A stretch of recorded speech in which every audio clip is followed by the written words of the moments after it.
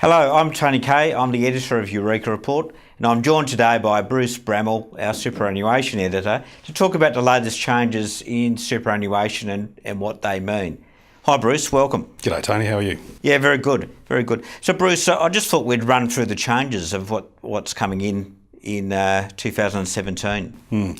Well, there's quite a few changes, and now that we've had the legislation pass in recent times, we know a little bit more about them and how they're going to play out. The big one, of course, is the $1.6 million transfer benefit cap, which will limit the amount you can have in a pension fund to $1.6 million.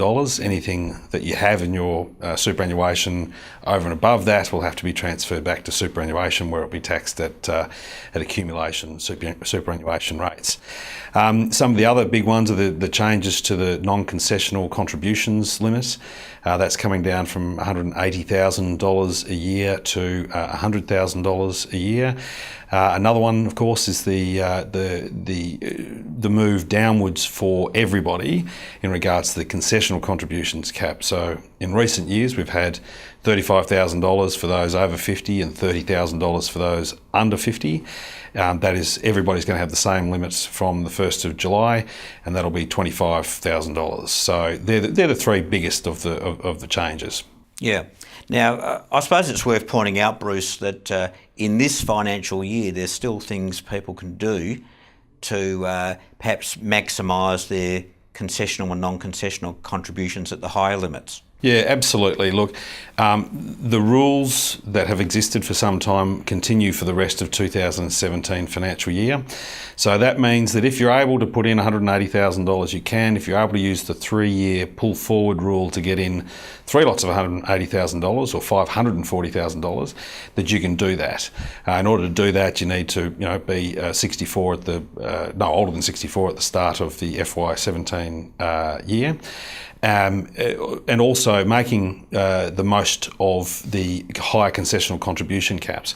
Given that you'll only be able to put in $25,000 going forward, if you can make use of the $35,000 in FY17 or $30,000 for those under 50, then you should consider doing so, because it's just going to be harder from the 1st of July next year to get money into superannuation. So that's going to be one of the big things that people need to do.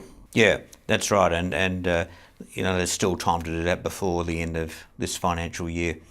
A couple of other things that have been announced is that the government is making it easier for self-employed people to make concessional contributions. Yeah, look, it's not even just self-employed people, but anybody will be able to make concessional contributions outside of what their employer makes for them. So the self-employed and the self-employed, which I'll come back to, but anybody's going to be able to make contributions of up to $25,000. So if you're an employee at the moment, there's what's known as the 10% rule. And the 10% rule means that if you earn more than 10% as an employee of a company, then that's the only way essentially that you can put concessional contributions into super. So if you've got somebody earning $100,000, $50,000 as a teacher part-time and $50,000 self-employed, they earn more than 10% of their income for being an employee, so they can only put in concessional contributions from that money that they earn. Now, either the 9.5% paid by the employer or salary sacrifice that they do through there. They can't do anything on the self-employed side. So they're going to be getting rid of that rule, and people will be able to make contributions, tax-deductible contributions to super, whether it comes from your employer or being self-employed. You'll be able to go up to your $25,000 limit. Okay.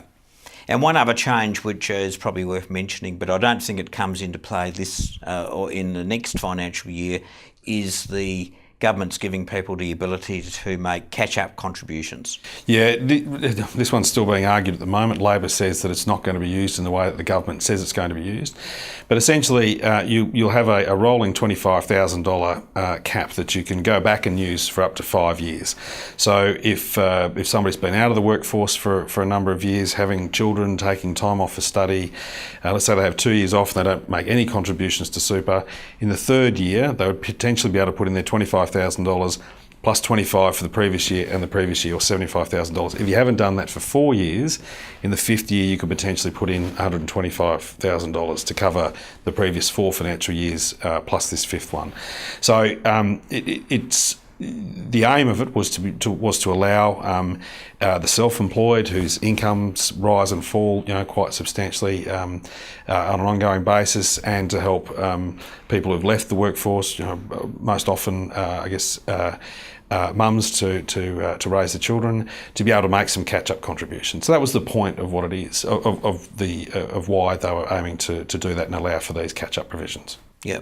And I suppose it's open to anyone, though, isn't it, to be able to utilise those catch-ups? Absolutely. Now, there can be good reasons for doing it. There'll be some good tax planning opportunities come out of this. If you happen to have, 3 or 4 years where you haven't made contributions, or have just had your 9.5% come in from your employer, and in the fifth year you sell a property and make a big capital gain of $100,000, $150,000. If you want to, you'll be able to make some contributions to super to lower your taxable income for that year, and potentially use up some of the previous year's $25,000 remaining in order to be able to lower your overall tax and essentially reduce the capital gains tax that you'd pay on the sale of that asset. Yep. Oh, good, Bruce. Thanks very much for coming in. Pleasure, Tony. Thank you. Thanks.